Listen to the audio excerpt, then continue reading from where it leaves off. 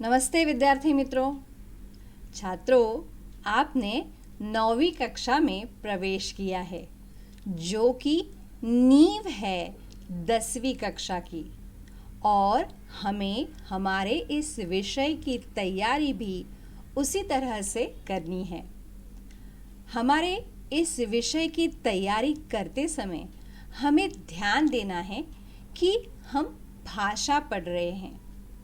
और बच्चों, हमें एक बात ध्यान में रखनी चाहिए कि भाषा जो है वह वाचन, लेखन और मनन से पढ़ी जाती है और हमें इसका प्रयास हमेशा करते रहना है। भाषा पढ़ना बहुत ज़रूरी है, क्योंकि इस तरह से हमारी भाषा की किताबें जो हम पढ़ते हैं, उससे हमारा भाषा क्षेत्र जो है वह विस्तृत हो जाता है, और जो कि हमारी भाषा संपदा को और बढ़ाता है। और इसके लिए हमेशा हमें पढ़ते रहना चाहिए।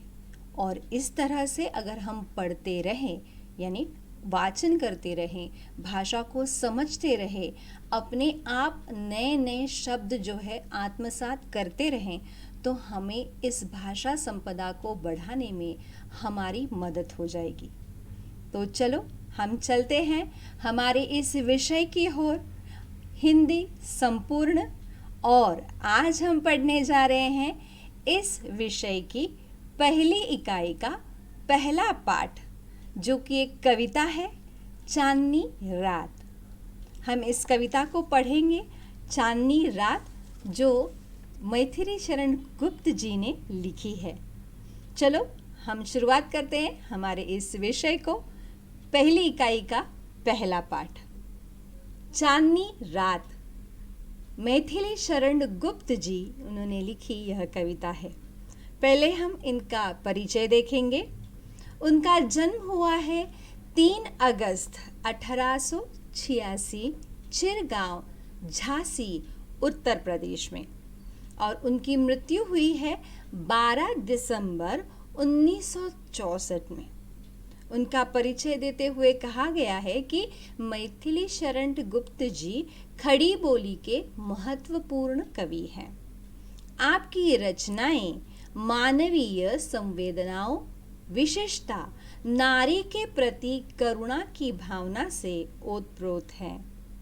उनकी प्रमुख कृतियां हैं साकेत, जो महाकाव्य है, यशोधरा, जयद्रथ वध, पंचवटी, भारत भारती, यह खंड काव्य है, रंग में भंग, राजा प्रजा आदि नाटक, ये सब उनकी कृतियां हैं। हम इस पद्य संबंधी देखेंगे तो यह एक खंड काव्य है। इसमें मानव जीवन की किसी एक ही घटना की प्रधानता होती है। प्रासंगिक कथाओं को इसमें स्थान नहीं मिलता। और ये प्रस्तुत अंश जो है एक छोटा सा अंश है, पंचवटी, इस खंड काव्य से लिया गया है।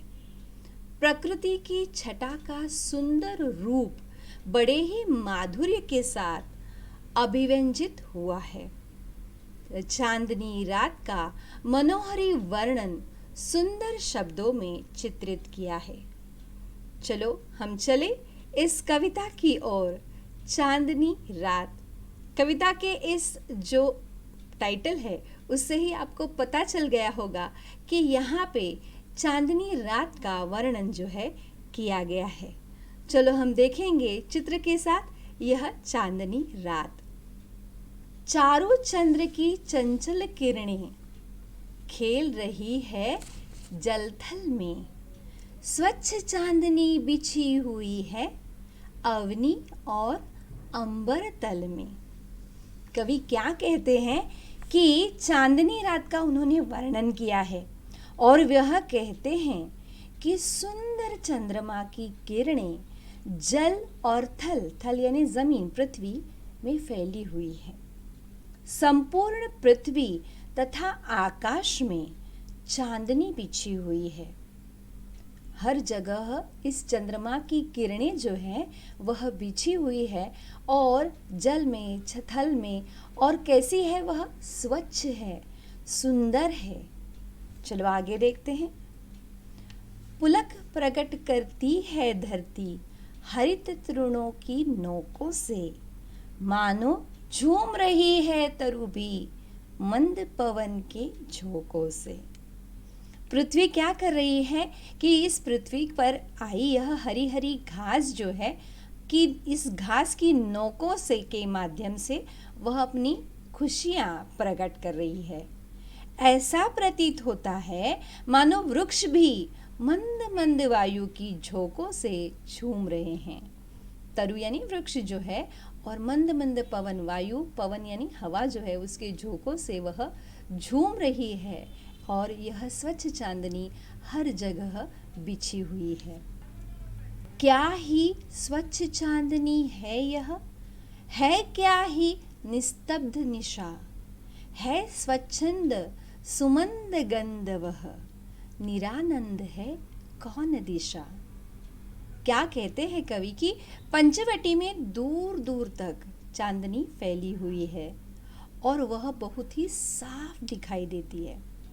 रात जो है वह सन्नाटे से भरी हुई है, कोई कुछ भी शब्द जो है नहीं बोल रहा है। हर जगह निस्तब्धता है, यानी शांतता है। कोई भी कुछ भी नहीं बोल रहा है, ना ही कोई शब्द कहाँ से आ रहा है। और वायु जो है वह स्वच्छंद होकर स्वतंत्र चाल से मंद मंद जो है बह रही है। और इस समय कौन सी दिशा है जो आनंद ले नहीं रही है? हर दिशा आनंदित है। हर दिशाएं जो है, सभी दिशाएं इस सौंदर्य से आनंदित हो रही है। उत्तर पश्चिम सभी दिशाओं में आनंद ही आनंद व्याप्त है। कोई भी दिशा आनंद से शून्य नहीं है। हर एक दिशा आनंदमय ही है, और निरानंद आनंद जो है वह हर जगह फैला हुआ है। बंद नहीं, अब भी चलते हैं नियति नटी के कार्यकलाप, पर कितने एकांत भाव से, कितने शांत और चुपचाप। और इस तरह से जब हर जगह आनंद फैला हुआ है, हर जगह जो है शांतता है, निस्तब्धता है, और इस समय भी, ऐसे समय भी नियति नामक जो शक्ति है, जो विशेष शक्ति मानी जाती है, वह अपने समस्त कार्य संपन्न कर रही है, और इसमें कोई रुकावट नहीं है। वह एक ही भाव से, अर्थात अकेले अकेले चुपचाप अपने कर्तव्यों का निर्वाह किए जा रही है। वह अपने कर्तव्य भलीभांति जानती है, और वह कार्य जो है वह चुपचाप शांतता से करती जा रही है बिखेर देती वसुंधरा मोती सबके सोने पर, रवि बटोर लेता है उनको सदा सवेरा होने पर। क्या कहती है? रात को जो है पृथ्वी पे, चांदनी रात में पृथ्वी पे सब जगह, सब सो जाने पर क्या होता है? ओस रूपी मोतियों को बिखेरा जाता है। यानी ये ओस रूपी मोती जो है पृथ्वी पर आ जाते हैं। ओस यानी ड्यू ड्रॉप्स जो है पृथ्वी पर आ जाते हैं। और सूर्य क्या करता है? हमेशा सुबह होने पर उन मोतियों पर अपनी किरणें जो है बटोर लेता है, यानी अपनी किरणें जो है फैला देता है, ताकि ये मोती जो है और सुंदर लगते हैं। चलो आगे देखते हैं। और विरामदाई अपनी संध्या को दे जाता है शून्य शाम तनु, जिससे उसका नया रूप छलकता है। देखो कितना सुंदर वर्णन किया है कवि ने कि सुबह होने पर क्या होता है, जब इन मोतियों को, जब वो किरणें जो है इन सूर्य की किरणों से मोतियां जो है चमक उठती है, और जब अस्त हो जाता है सूर्य का, तब क्या होता है, वह आराम प्रदान करने वाली संध्या देकर चला जाता है। और सबको विराम देने वाली संध्या वह देकर चला जाता है। मानो आकाश जो है सावला शरीर देकर अपना नया सा रूप जो है छलक जाता है।